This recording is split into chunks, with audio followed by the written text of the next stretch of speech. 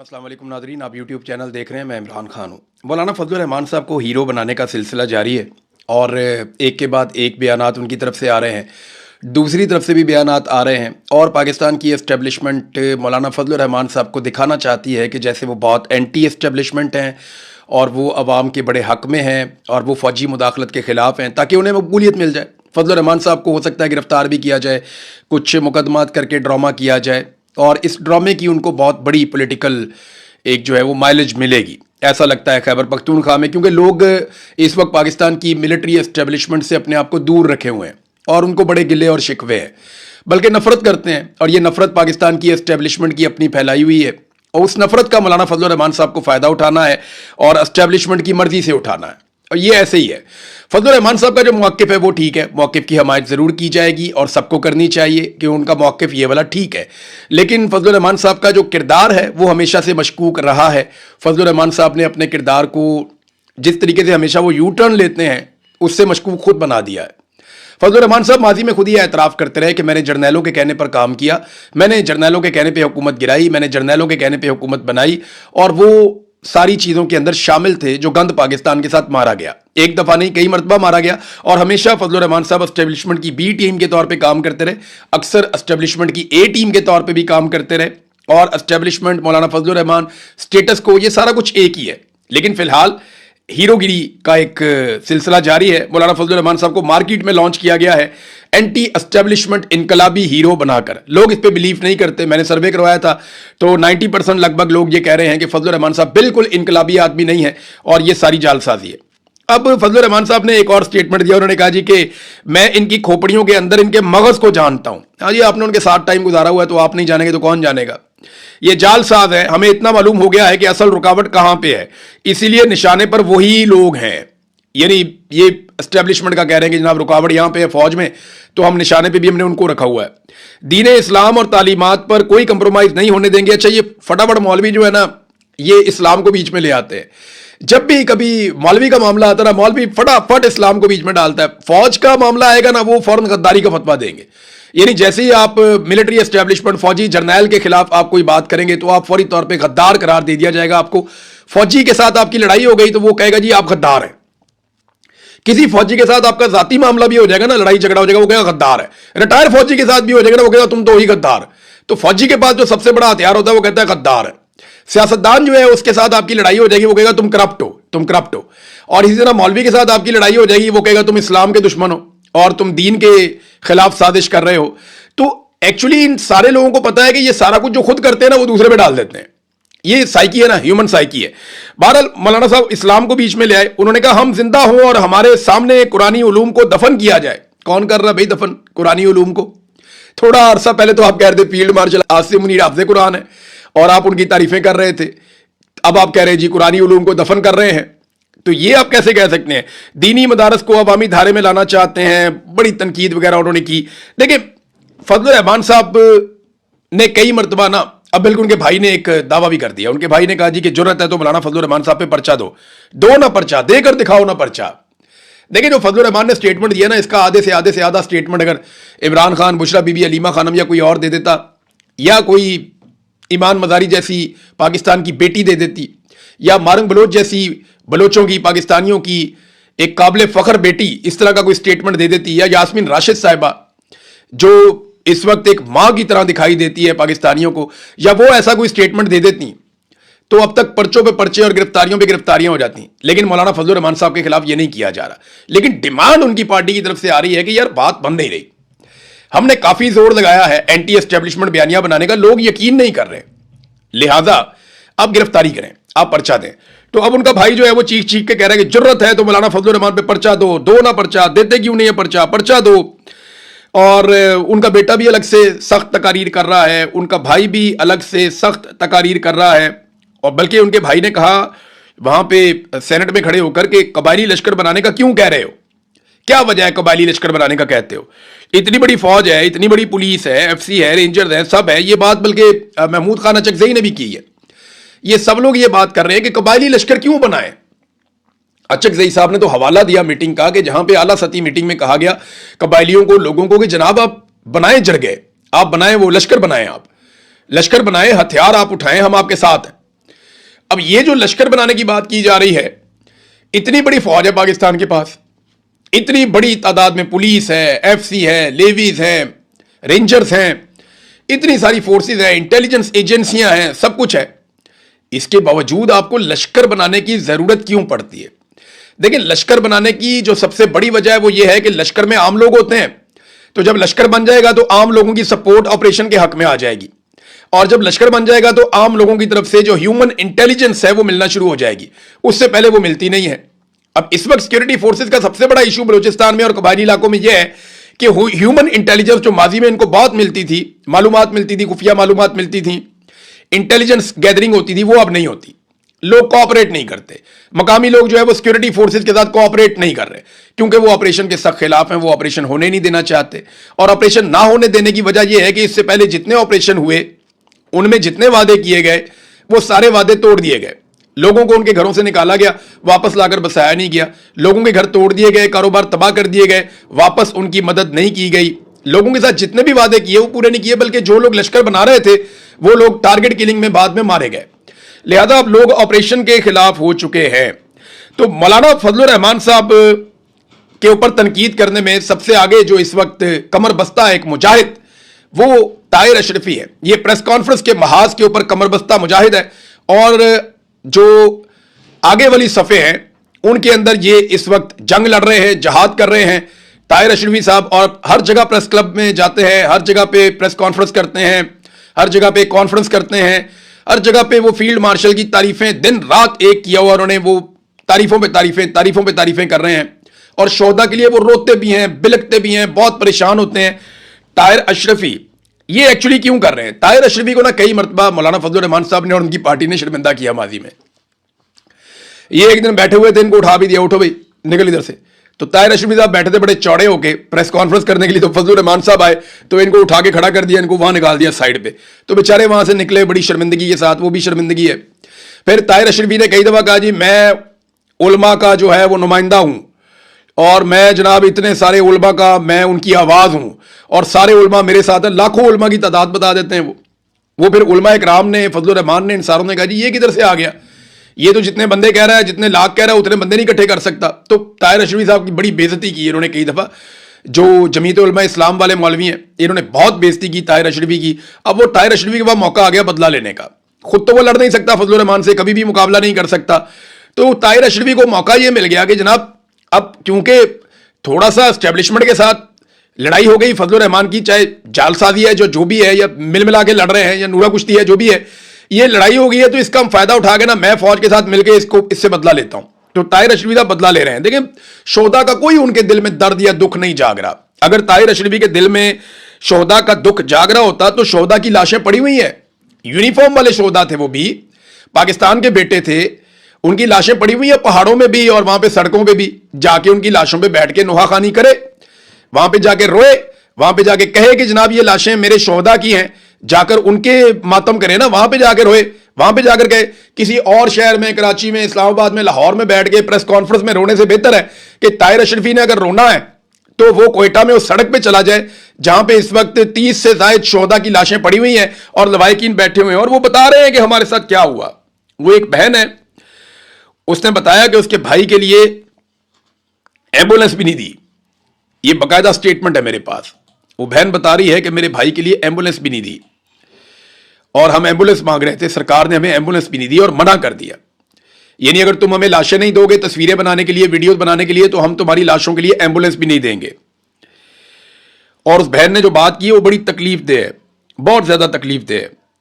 اس نے بتایا کہ ہم نے شادی والا جوڑا بیچا ہے، جو مہنگے کپڑے تھے وہ کپڑے بیچے، اور وہ کپڑے بیچنے کے بعد ہم نے گاڑی لی ہے، 15,000 روپے میں ہم نے وہ کپڑے بیچے، اور 15,000 روپے میں کپڑے بیچنے کے بعد ہم نے وہ گاڑی لی ہے کرائے پہ، اور اس کے اوپر ہم اپنے بھائی کی لاش کو لے کر گئے ہیں۔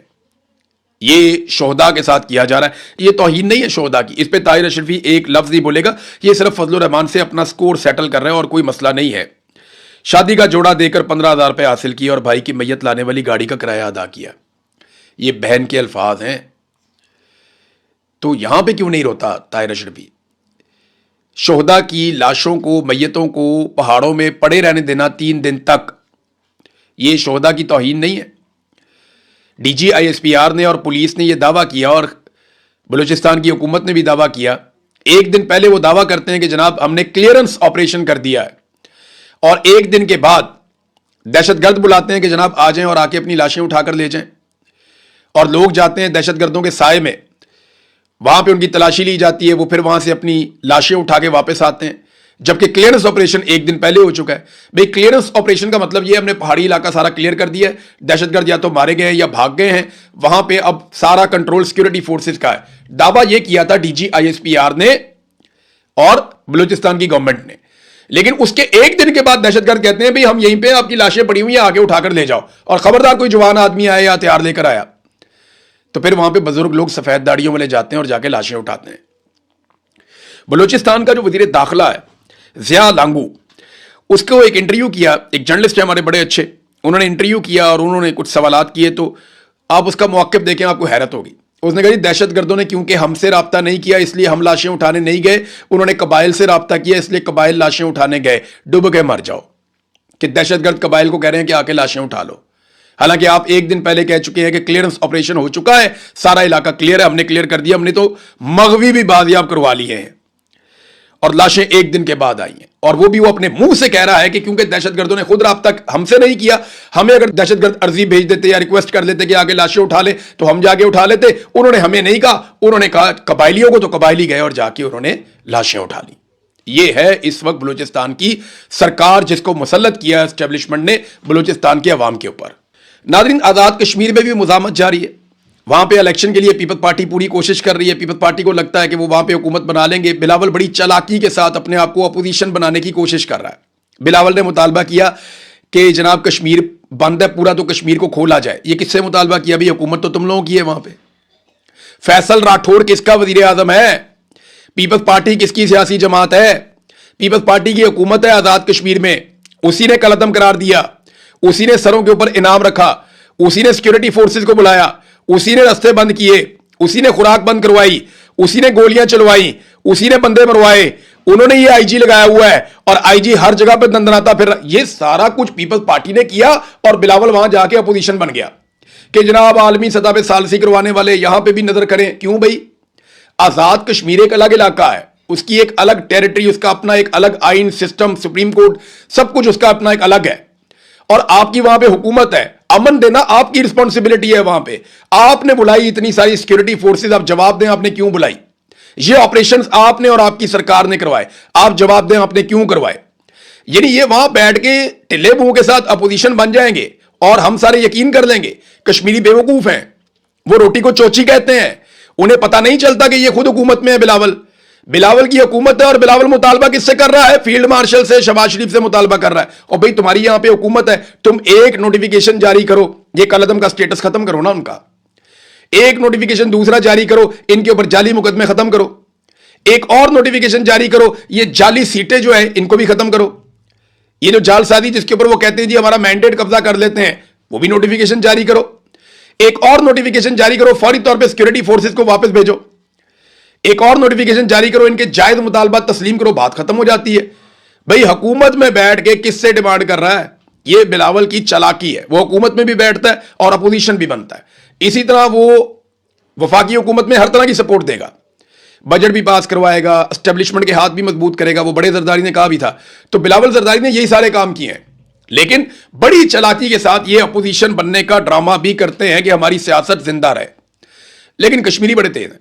सरदार तनवीर इलियास ये ज्यादा हल्कों से इलेक्शन लड़ रहे हैं, ये अपने हल्के में गए तो अवामी मुजामत का उनको सामना करना पड़ा और पॉलिटिकल एक्टिविटी जिस तरह वो करना चाह रहे थे वो नहीं कर पाए। लोगों ने कंपेन को रोका, उसमें रुकावटें डाली। ये नाजरीन सूरत-ए-हाल है आजाद कश्मीर में। लोग वहां पे डटे हुए हैं और अभी वो इंतजार कर रहे हैं, क्योंकि उन्हें कहा गया था कि आप हमें 5-6 दिन का टाइम दे दें, तो अब उन्होंने 22 तारीख तक का टाइम दिया हुआ है। 22 तारीख को अगर लॉन्ग मार्च शुरू होगा तो आजाद कश्मीर की सूरत-ए-हाल दोबारा खराब हो जाएगी, और फिर 27 तारीख को जो इलेक्शन का एक ख्वाब देखा है और बिलावल को वहां पे हुकूमत बनाकर देनी है, बिलावल ने अपना वजीर आजम लेकर आना है आजाद कश्मीर में। बिलावल ने कहां से लेकर आना है? वैसे तो वहां पे जो वजीर आजम आएगा वो एस्टेब्लिशमेंट का ही बंदा आएगा। एस्टेब्लिशमेंट सीटें इस तरीके से बांटेगी कि कुछ दे देगी بلاول کو دے دے گی, کچھ کسی اور جگہ پہ دے دے گی, کچھ آئی پی پی کو دے دے گی, کچھ ادھر پی ایم ایل این کو دے دے گی. وہ اس طرح کا متنجن بنائیں گے کہ پھر وہ اپنا بندہ دیں گے کہ جناب آپ یہ والا بندہ اگر وزیر اعظم بنا لیتے ہیں تو ہم آپ کو یہ والے ووٹ دلوا دیں گے, یہ کر دیں گے, وہ کر دیں گے. تو بندہ تو وہاں پہ اسٹیبلشمنٹ نے اپنا لے کر آنا ہے اگر وہ الیکشن کروانے میں کامیاب ہو گئے تو. اور اگر الیکشن کا پوری طرح سے بائیکاٹ کر دیا آزاد کشمیر کے عوام نے کہ نو رائٹس نو ووٹ, نو جسٹس نو ووٹ, آپ انصاف نہیں دے سکتے, ہمارے حقوق نہیں دے سکتے, تو ہم ووٹ نہیں دے سکتے. اگر آزاد کشمیر نے یہ رویہ اپنا لیا تو اور بڑی مصیبت بنے گی. جاوید ہاشمی صاحب کی ایک ویڈیو میں دیکھ رہا تھا. اب اس ویڈیو کی میں تصدیق اس لیے نہیں کر سکتا کہ میں نے صرف ان کے اکاؤنٹ کے اوپر یہ ویڈیو دیکھی, اور 1 گھنٹہ پہلے جب میں ویڈیو ریکارڈ کر رہا ہوں اس سے 1 گھنٹہ پہلے انہوں نے یہ ویڈیو پوسٹ کی. اس میں بتاتے ہیں جی ہمارے علاقے کی بجلی کاٹ دی گئی ہے, بہت سارے گھروں کے میٹر اتار دیے گئے ہیں, 30-40 کے قریب جو ہے وہ ڈبل کیبن ڈالے آ گئے ہیں, رینجرز ہے اور پولیس ہے, اور یہ مجھے گرفتار کرنا چاہتے ہیں. تو میں گرفتاری دینے کے لیے تیار ہوں, میں نے اپنا سامان تیار کر لیا, مجھے کسی قسم کی دقت نہیں ہے. دوائیاں میری ختم ہو گئی ہیں, میں دوائیاں دوبارہ منگوا لوں گا, ابھی میرے پاس نہیں ہے, لیکن میں گرفتاری دینے کے لیے تیار ہوں, میں ڈٹ کے سامنا کروں گا. یہ جاوید ہاشمی صاحب نے اپنے آپ کو گرفتاری کے لیے پیش کیا ہے. ناظرین ایک اور چیز آپ کو میں دکھاتا ہوں. یہ خاتون ہے, خیبر پختونخوا کی خاتون ہے, ماضی میں یہ ایم این اے بھی رہی ہیں. یہ جو خاتون ہے نا, اس نے عمران خان پہ بڑا گند اچھالا تھا, بڑا کیچڑ اچھالا تھا. اس وقت نا فضل الرحمان صاحب کی پارٹی بڑی خوش تھی. اب اس عورت نے فضل الرحمان صاحب پہ کیچڑ اچھال دیا ہے, اور اب فضل الرحمان صاحب کے مخالفین بڑے خوش ہیں. تو میں نا فضل الرحمان صاحب کو, ان کی پارٹی کو, عمران خان صاحب کو, ان کی پارٹی کو اور باقی ساری پارٹیوں کو ایک بات کہنا چاہتا ہوں کہ ایسی عورتوں کو اور ان کے ہینڈلرز کو روکیں, ورنہ باری باری سب کی باری, یہ سب پہ کیچڑ اچھالیں گی, سب کو گندا کریں گی, سب کے ساتھ زیادتی کریں گی. تو ایسی عورتوں کو اور ان کے ہینڈلرز کو, ان کو روکیں, ورنہ باری باری سب کی باری. کل عمران خان تھا, آج فضل الرحمان ہے, اس سے پہلے کبھی نواز شریف تھا. ایک دور میں بے نظیر بھٹو کی جو ہے وہ ننگی تصویریں بنا کر نواز شریف نے پھینک دی تھی. تو یہ باری باری سب کی باری آئے گی. یہ جو ہینڈلرز ہیں نا اسٹیبلشمنٹ کے, ان کو روکیں, اور ایسی عورتوں کو بھی روکیں جو یہ گند پھیلاتی ہیں. ایک عورت نے عمران خان کے خلاف بھی پوری کتاب ہی لکھ دی تھی, آپ کو یاد ہوگا. تو یہ اس طرح کی عورتیں آتی ہیں, لانچ ہوتی ہیں, کاروائی ڈالتی ہیں, نکل جاتی ہیں. ناظرین کل ایک مزدور نے خودکشی کر لی پاکستان میں, پنجاب میں, اور مزدور نے خودکشی کی اس وجہ سے کہ بجلی کا بل زیادہ آ گیا تھا. وہ بجلی کا بل ادا کر نہیں پا رہا تھا, تو اس نے جگہ جگہ جا کے منت ترلا کیا کہ میرا بل ٹھیک کر دیں. وہ دوڑتا بھاگتا رہا اور بہت زیادہ اس نے کوشش کی. دھکے کھانے کے بعد پھر اس نے اپنی جان دے دی. تو ایک غریب آدمی نے, ایک مزدور نے خودکشی کی ہے, اور اس طرح کے واقعات تواتر کے ساتھ ہوتے چلے جا رہے ہیں. لیکن بڑی خبر یہ ہے کہ آج پھر نیپرا نے درخواست جمع کروائی ہے کہ بجلی کا بل مزید بڑھا دیا جائے, کم سے کم 2 روپے فی یونٹ بجلی کی قیمت میں اضافہ کیا جائے. اور اس سے شہباز شریف جو ہے بڑی سپیڈ کے ساتھ, بڑی سپیڈ کے ساتھ عوام کو 18 ارب روپے کا مزید چونا لگائے گا. یہ ہے ناظرین پاکستان کے اندر صورتحال, اور اس کے بارے میں کوئی نہیں سوچے گا, اس کے بارے میں کوئی نہیں سوچے گا. میں طاہر اشرفی سے پوچھتا ہوں, مجھے بتایا نا کہ یہ جو مزدور ہے جس نے خودکشی کی ہے, اس کے لیے بھی اس کے آنسو نکلیں گے, کبھی روئے گا اس کے لیے بھی, تو اس کے بارے میں بات نہیں کرے گا, کیونکہ یہ بات فیلڈ مارشل کو یا شہباز شریف کو پسند نہیں آئے گی. لہذا یہ جو سرکاری مولوی ہوتے ہیں نا, ان کا کوئی دین ایمان نہیں ہوتا. یہ وہی کرتے ہیں جو ان کو ان کے آقا کہہ رہے ہوتے ہیں, اس کے علاوہ کچھ نہیں کہتے. ہمارے دیکھیں نا عدالتوں میں ایسے بندے آ کر بیٹھ گئے ہیں. یہ اسٹیٹمنٹ آپ دیکھیں, یہ کتنا انٹرسٹنگ اسٹیٹمنٹ ہے. یہ آئینی عدالت کے سربراہ ہیں جناب جسٹس امین الدین خان. ذرا اسٹیٹمنٹ سنیں آپ. آئین پاکستان ہر شہری کو مساوی حقوق کی ضمانت دیتا ہے. جج صاحب, آپ کے کولیگ کے بیٹے نے 2 بیٹیاں سڑک پہ قتل کی ہیں غیر قانونی گاڑی چلاتے ہوئے, اس کے پاس لائسنس بھی نہیں تھا. 4 دن آپ اندر نہیں رکھ سکے اسے. جج صاحب, ڈار فیملی کا جو گینگ ہے انہوں نے خواتین کو باہر سے بلا کے ریپ کروا دیا ہے. ان خواتین سے زبردستی ویڈیوز بنوائی جا رہی تھی. آپ انصاف نہیں دے سکے انہیں, اور ایمان مزاری کو آپ نے فٹافٹ 17 سال کی سزا سنا دی. یہ آپ کا انصاف ہے, یہ آپ کا آئین کہتا ہے. آئین اگر سب کے لیے برابر ہوتا تو کسی کے پاس استثنا نہ ہوتا. آپ کے آئین کو جس بنیاد پہ بنایا گیا تھا وہ قرارداد مقاصد ہے, جس میں یہ لکھا ہے کہ کوئی بھی آئین میں ترمیم یا تبدیلی ایسی نہیں ہو سکتی, کوئی ایسی شک نہیں ہو سکتی جو اسلام سے متصادم ہو. استثنا تو اسلام میں ہے ہی نہیں. تو آپ کے فیلڈ مارشل نے اور صدر زرداری نے انہوں نے استثنا کیسے لے لیا وہ بھی تاحیات؟ اس کا جواب ہے آپ کے پاس؟ تو آئین پاکستان ہر شہری کو مساوی حقوق کی ضمانت دیتا ہے. یہ باتیں کرنے میں تو بہت اچھی ہیں، لیکن آپ لوگوں نے عوام سے وہ سارے حقوق چھین لیے ہیں جو عوام کو آئین